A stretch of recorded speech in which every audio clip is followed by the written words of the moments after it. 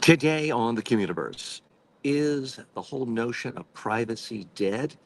Well, maybe. We'll be looking at the politics of food stamps. What's food? What isn't? What do we do about soda?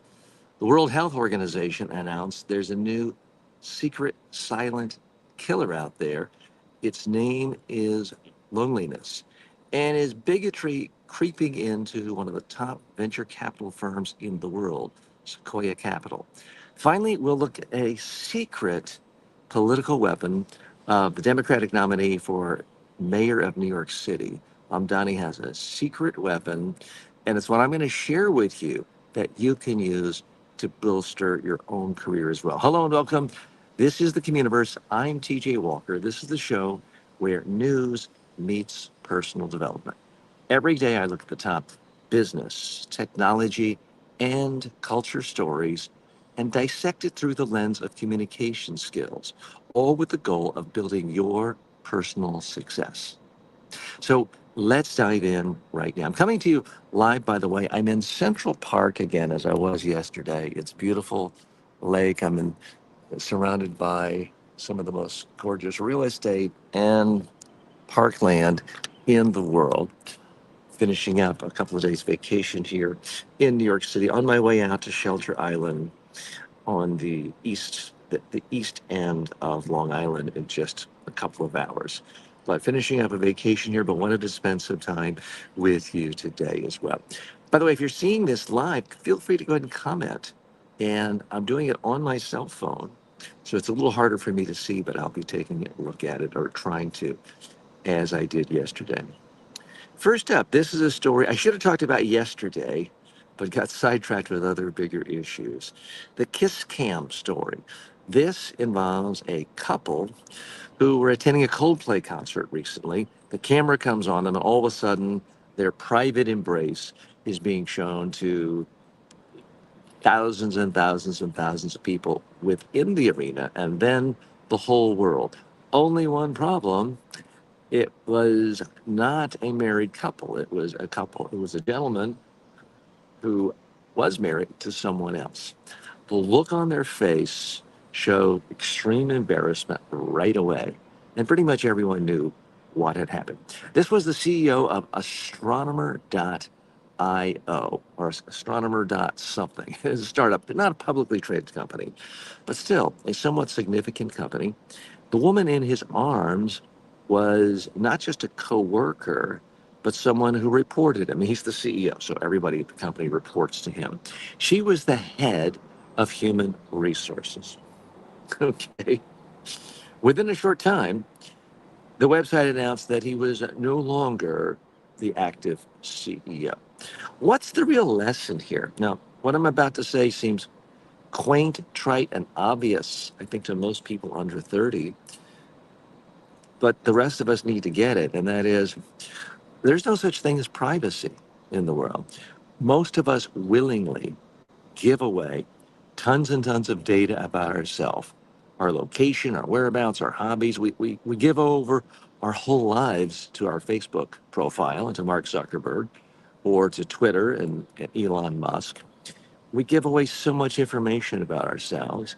It's a part of a bargain. We do that because of all the conveniences involved.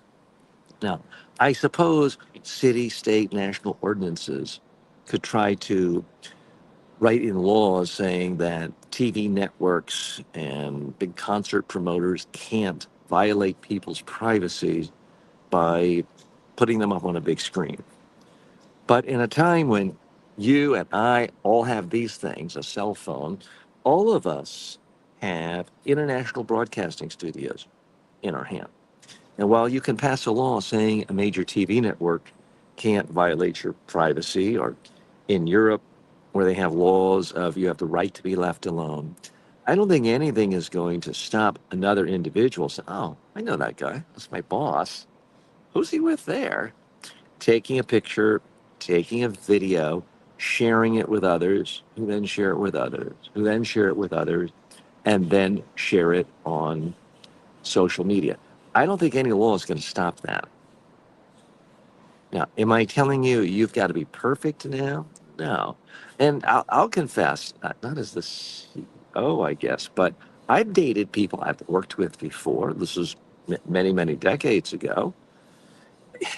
It's all well and good to say, tisk, tisk, tisk, aren't these naughty people? We don't really know the circumstances of these people's lives. A bit presumptuous for me or you to pass judgment. But what we can pass judgment on is, what does this mean for society? I do think that it means we all have to be aware that just because we're not in a TV studio or just because we're not running for president doesn't mean our actions are not being scrutinized. And there's an old axiom, don't do anything you wouldn't want to see on the front page of the New York Times or your local paper. And these days, don't do anything you wouldn't want to see on social media. It's maybe still a good practical idea. Whether that's fair or not necessarily. Now, let's switch gears for a minute and look at this through a crisis communication lens. Now, the CEO where this, the company where this guy was a CEO, was not a publicly traded company. The stakes get much higher when you are involved in this sort of a scandal when it's a publicly traded company. Again, scandal's not that two people are having an affair, but that the CEO of a publicly traded company is having an affair with a direct report.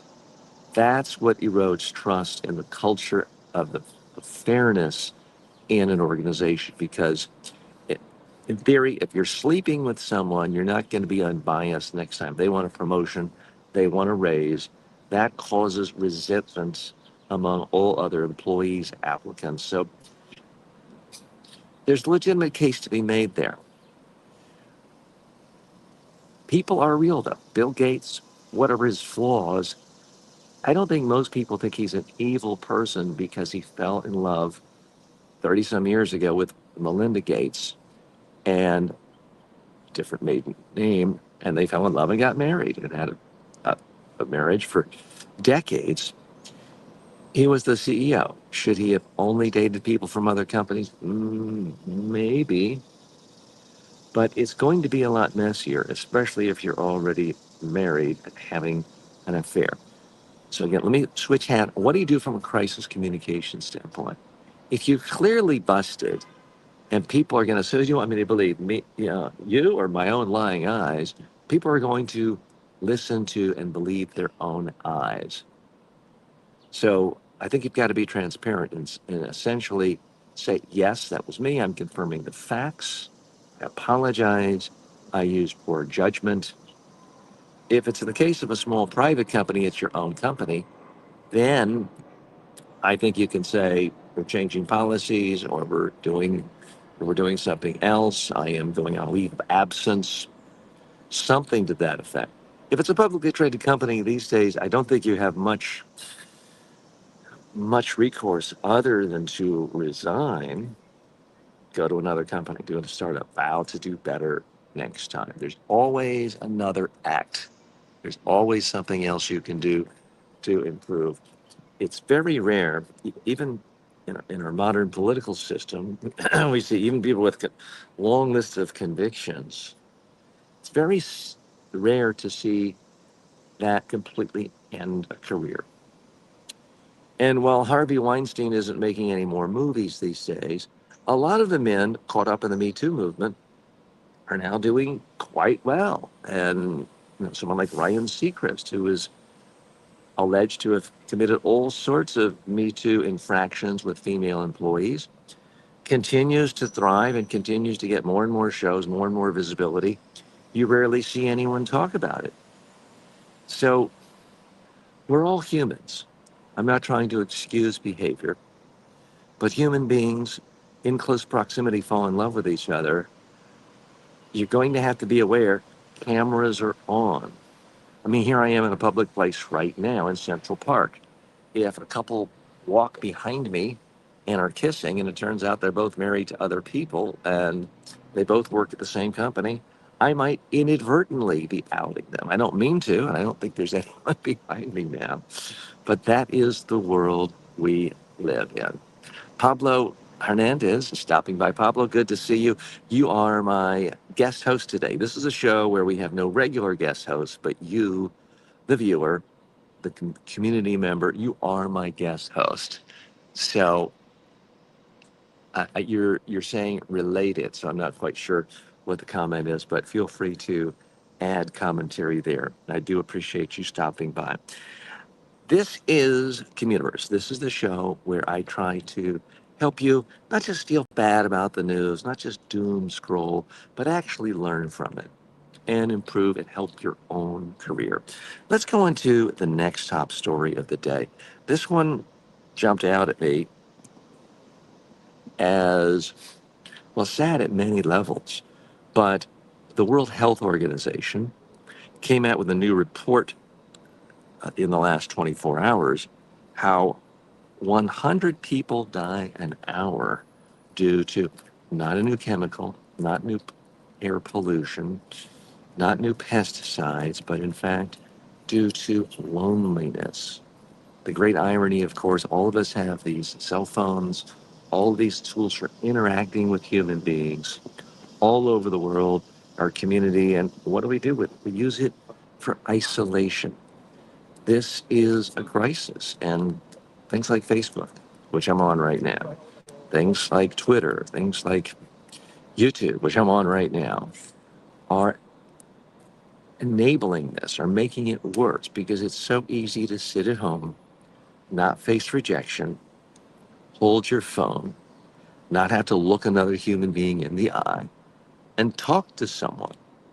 And any given day, sure, we all like a down day, a little alone time, an hour a day. I get it. I like that. But if an hour a day of alone time becomes 24 hours a day, becomes 7 days a week, it becomes a habit, it becomes the norm, and it will literally kill you. Not according to me, I'm not a medical doctor, but this is according to the most recent research from the World Health Organization. I just want to share with you some of the data. They are claiming that loneliness, social isolation increases the risk of stroke, heart disease, diabetes, cognitive decline, and early death. Lonely people are twice as likely to experience depression. I think this makes perfect sense. And Pablo, thank you for saying good morning. Good morning to you. I hope you're having a great day, and I hope that you're talking to real people today in addition to me. And I very much appreciate you stopping by with me today. So, this is a problem because of the convenience. And I'm about to go into a new work situation myself, right? Currently, I work from an office on a main street in a small village of Delray Beach, and it's a 5 block walk from my home. But I see people every day. I have lunch out. I'm about to start working from home as my family and I move at the end of the month. So there is that danger, even for me, of being more isolated. And I do have my wife and daughter to speak to every day. I think one of the most important personal skills and professional skills anyone can cultivate these days is the skill of actively, proactively reaching out to connect to human beings on a daily basis, to talk to them, not just text, not just like on Facebook, but to actively reach out to them and try to talk to them, ideally in person. And look, I can be as lazy as the next person, but yesterday was an example of what I try to live. In the morning, my wife and daughter and I met with a colleague I've known for 10 years through the internet. A very important, excuse me, there's bugs out here in Central Park today biting me. A colleague I'd known for 10 years, I'd interviewed before on this podcast, the CEO of Go Skills, and we actually met for the first time. I met her, her husband, her lovely children in person. We had a fantastic brunch, and it was great actually having human, yeah, ants crawling. Excuse me. It was fantastic talking to real human beings face to face socializing. There's just something different about it than looking at a screen. So I urge you, try to spend some time doing that every single day. After that, it is as enjoyable as it is, and I realize this sounds like I'm bragging, but as enjoyable as it is to watch all the greatest movies in the world on Netflix and HBO Max and YouTube and other platforms, my family and I went to see a Broadway show, a Broadway musical, and Juliet, which I would recommend. A lot of fun. Why do that? Why, in an era where you can watch any kind of entertainment on the screen, go see it in person? It costs a lot more. It's not as convenient. It's just fun watching real human beings create art, demonstrating their talents in front of you live. So it's a fantastic, fantastic experience. So I enjoyed that. Next up, what did I do? And this is a little more than I do in a typical day. Next, after that, I met up with friends of mine from college that I met 44 years ago and work colleagues I've known for decades. And we went to the Comedy Cellar and saw live stand-up comedy. It happens to be my favorite comedy club in the world. It's a social thing. We're laughing at each other. We say, hey, remember this? It's much more social than simply watching comedy on a movie on a TV screen alone. So I realize that, I've got some good luck that's allowed me to do that. Although stand-up comedy is not particularly expensive, I would urge you, try to schedule some time with friends doing something that could be a picnic here in Central Park or elsewhere that doesn't cost anything. But if you want to extend your life, if you want to not be lonely, if you want to reduce your chances of depression, hypertension, stroke, spend time with real human beings, not just time on the screen. Although I do appreciate those of you spending time with me on screen today. Pablo says hello, says you are right. We can have thousands of friends on Facebook. How many of those can we have a face-to-face cup of coffee with? Every so often I do this, and I haven't done it in a while. I'll go through my Facebook friends and I'll say, have I had a meal with this person in the last 5 years? Have I talked to this person on the phone? If not, maybe I shift them over to being friends on my business page, the CJ Walker Success page, that if you're on Facebook now and watching me, that's where I am. I try to limit the people if I walked past them on the street, I would know and we would stop and chat. Sometimes I'm a little bit promiscuous and just say yes to anyone I ask, and I do the same. But I think as a general rule, there is an axiom in sociology that says most human beings can't really recognize more than 150 people and have more than 150 real meaningful relationships. Is that ironclad? No, but I think it's a good rule of thumb. And every so often I tell myself, maybe I should really pare down my own Facebook list to 150 people. It's far better to have 5 friends or even one real friend you talk to on a daily basis than to have 10,000 friends on social media, but you stay at home all day long looking at the screen. Okay, in other news today, by the way, you're watching Communiverse with CJ Walker. That's me. My background is for decades, I've helped business leaders, Wall Street billionaires, fund managers, presidents of countries, prime ministers communicate effectively and helping them with their own personal development skills. Now I'm turning the tables, looking at a lot of the very same people, how they're communicating to you in the media, and teaching you the lessons I've taught them to help boost your career and to navigate various crises. Let's look at other top stories in the news.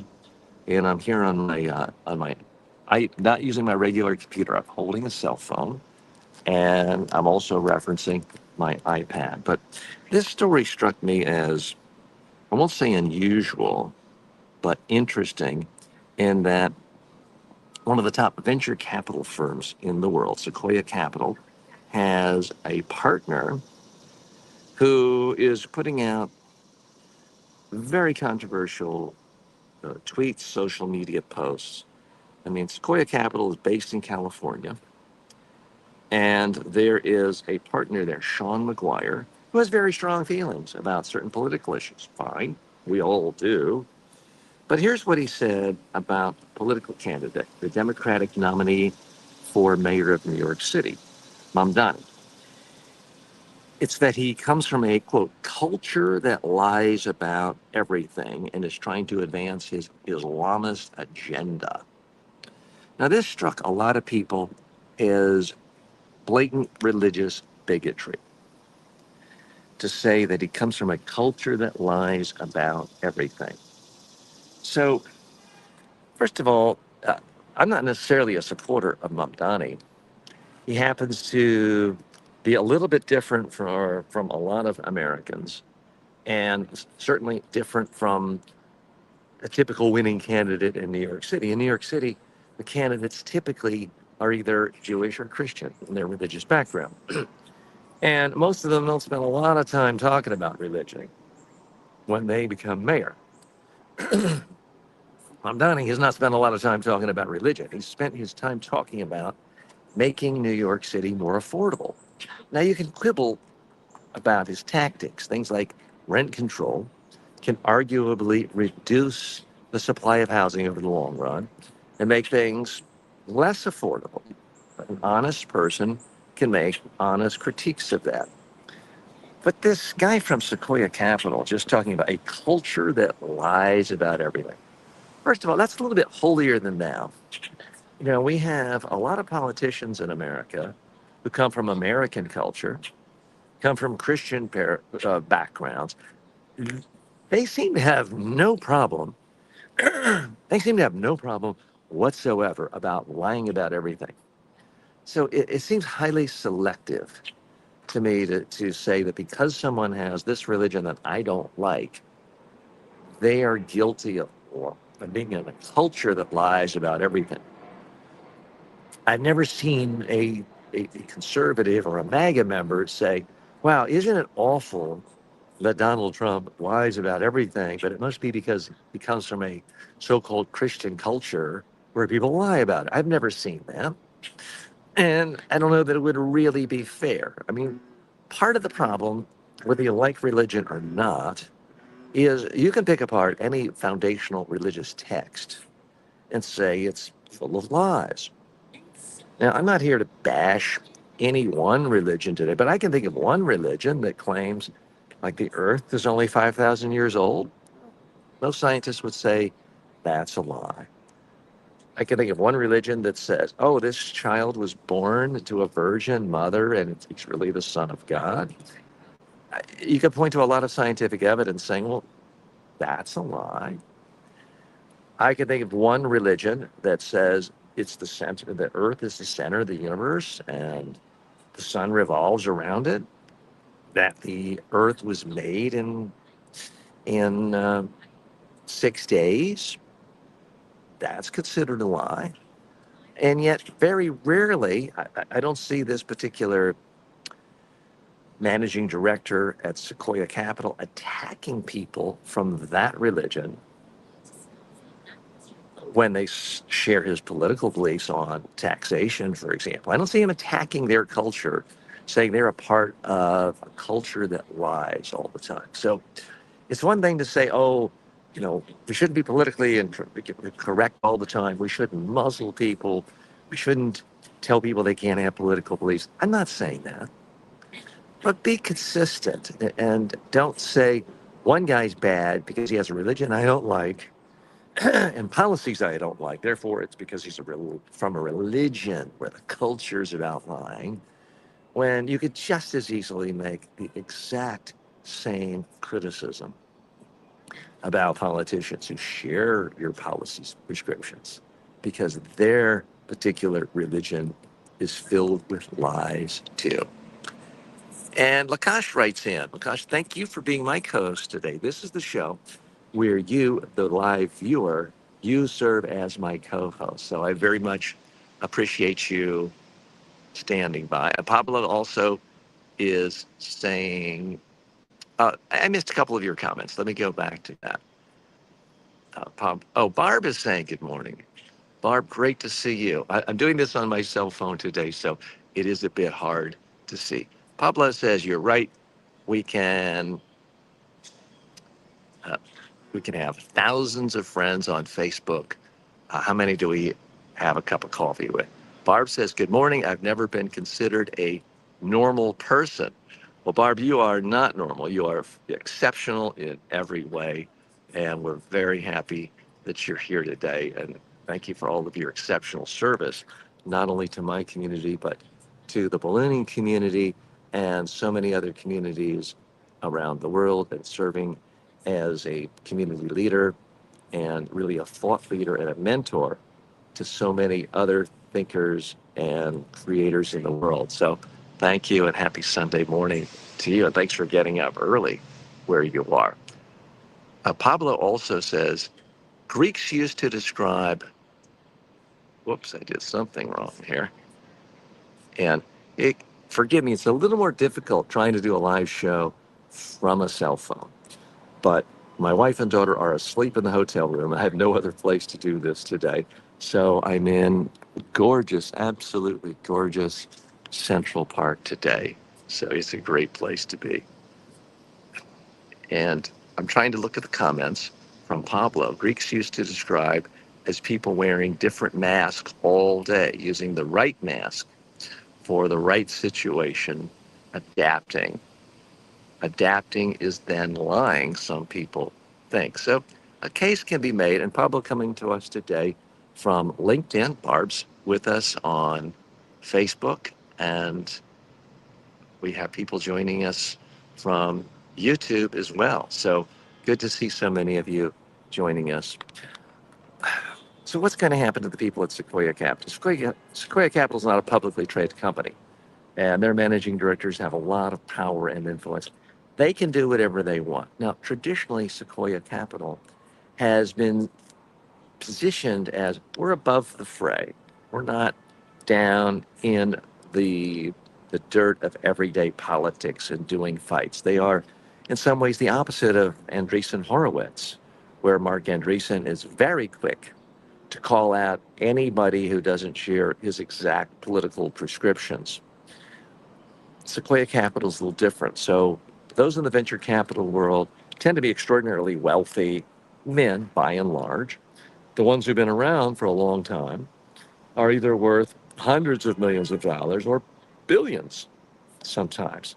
So they kind of feel like I got the freedom to say and do whatever I want. Okay, maybe, but it doesn't mean the rest of us can't form judgments on you being obnoxious or being a racist or being a bigot. Now, I think many people are too quick to shout bigotry just because someone calls out something they don't like in a particular religion. I don't think that's fair game. But that's not what happened in this case. This partner at Sequoia Capital based his entire critique of Mamdani, the Democratic nominee for mayor of New York City, saying he's from a culture that lies about everything. That's not specific enough. If you want to make a specific charge and say, look, I disagree with this verse in this particular foundational religious book that says, slaves obey your masters, which is in a number of religious texts. If you want to say, I think that's wrong, I don't think slavery is a good thing. I think that violates the fundamental principle that human beings are all worthy of respect and autonomy. I have no problem with that. In fact, I've made that charge against certain religions. But to just say, here's a bad guy, he's bad because everybody in his culture lies about everything all the time. That, my friends, is too broad a brush. You are watching and listening to the Communiverse. I'm TJ Walker. This is your daily dive into top news stories regarding business, regarding technology, and culture. What we try to do here is look every day at top stories and dissect them through the lens of communication to help you be more successful. The next story in the news is regarding food stamps, the SNAP program, this nutritional assistance program in the United States for people with low income. And it affects mostly children and mothers. There is a push, a growing push to eliminate the ability for people to use food stamps to buy sodas. There's already a prohibition in 6 states for people using food stamps to buy things like Coca-Cola, Mellow Yellow, Pepsi. There is some controversy about it. There are some, often on the left and the center left, the Democratic side of things, that thinks, oh, you're further stigmatizing poor people, making them feel bad at the grocery store. They should have freedom. There are many, some centrist, some on the right, saying this is ridiculous. Why are we giving people tax dollars to buy junk food? So where do I stand? I'll be honest with you. I think it is an absolute atrocity to use government money to buy poison. And that's what junk food is. That's what soda is. It absolutely kills. Very few people would say, well, let's just give money. And if they want to spend the money on heroin, let them do it. Let them buy heroin for their kids. Now, you're probably thinking, TJ, that's a ridiculous analogy because heroin kills people. You're correct. Heroin, according to the most recent United States government statistics, killed 3,900 people in the year 2023. That's a lot of death because of heroin. But guess what? Official government estimates show that tens of thousands of people die every year in America because of excess sugar consumption. That's right, sugar kills. And even worse, sugar is a contributing factor. And I mean processed sugar. I don't mean taking a bite out of an apple. I'm talking about processed sugars, artificial sugars. It creates an environment where it's much easier to become overweight, diabetic, have obesity, stroke, hypertension, and it might not kill you in that one bite of a Snickers or that one drink of a Coke, but it's much more likely to end your death prematurely. Instead of living to the ripe old age of 90, you die at 75. Instead of those last 10 years being great retirement years, playing, traveling, enjoying time with grandkids, it's time in a wheelchair because they had to amputate your leg because you're diabetic, because you've been eating Snickers bars and drinking Coca-Cola your whole life. So when the government says things like, oh, buy a lottery ticket because you're going to help education, the government's lying to you and it's contributing to your financial destruction. When the government says, here's money and you can buy processed sugar that will give you cavities, give you diabetes, help you teach your kids how to have poor nutrition, I think that's an atrocity. So I'm very much down in the camp of saying, let's give people help for food. Let's give them food.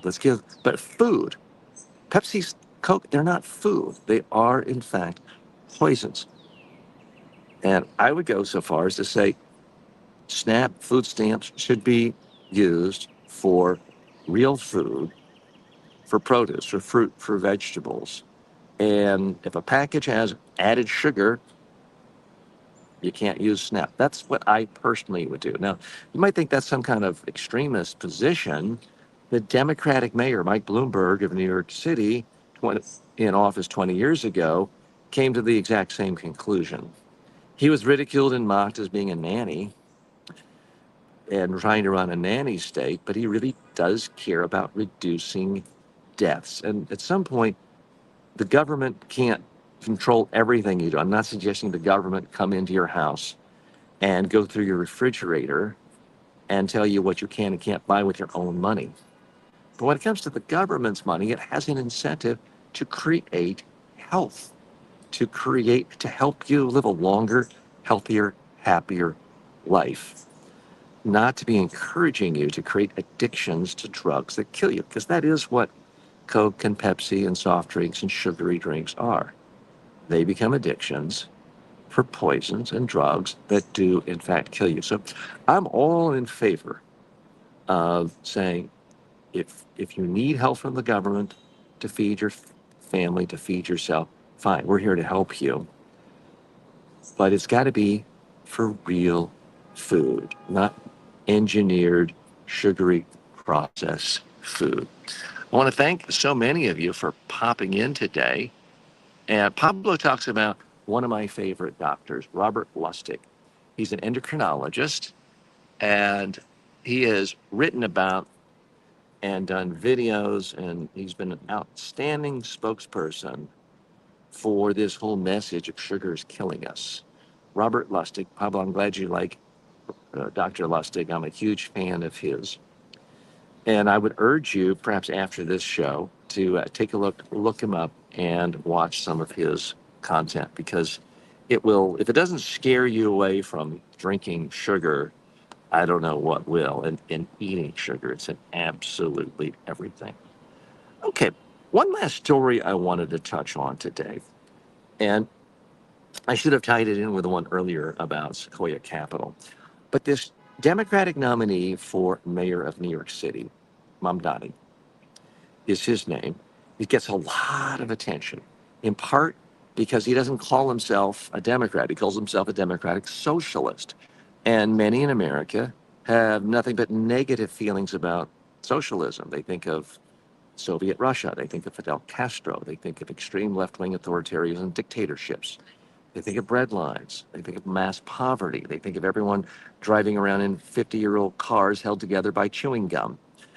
So it is potentially a massive problem for the Democratic Party nationwide if every single candidate for Congress in a swing district in Iowa has to answer the charge of, do you support your major Democratic leaders who call themselves socialists? It's a very real issue.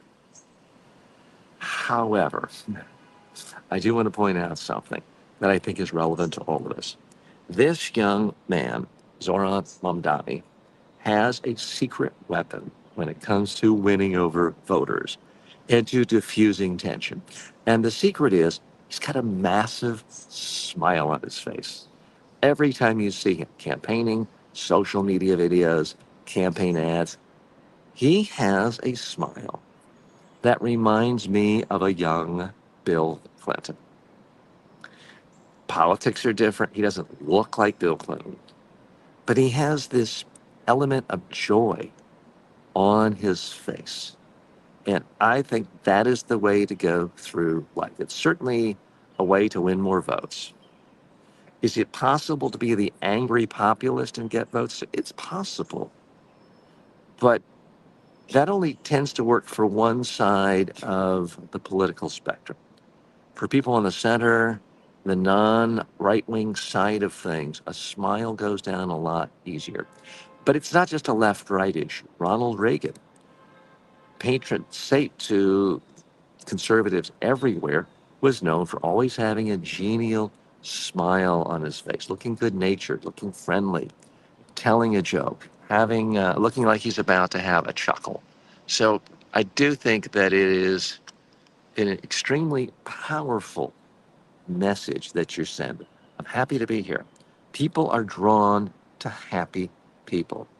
And when you look at all the candidates running for office in New York City in that crowded primary, and you saw former Governor Andrew Cuomo, who seemed like he always had a sour scowl on his face, seeing Mamdani with that smile on his face, there was just something about it that attracted people, drew people in. Am I telling you to walk around with a big fake smile on your face all the time? No. But a little bit of a smile goes a long way, especially if you have to talk about any bad news or negative news or anything that's attacking to anyone. It makes it go down a lot easier. It's great body language. It says to people, hey, I'm comfortable. I'm confident. I'm relaxed.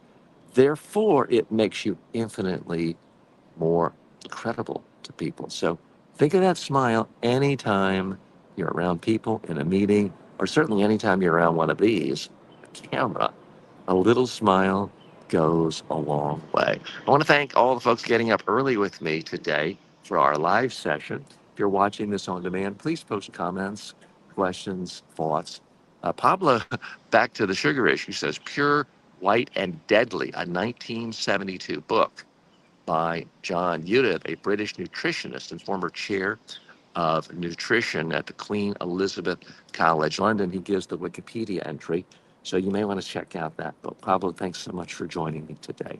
I'm TJ Walker. This is Communiverse, your daily dive into top news stories of the day about business, technology, and culture. Join me here every single day on whatever your favorite platform is. See you tomorrow.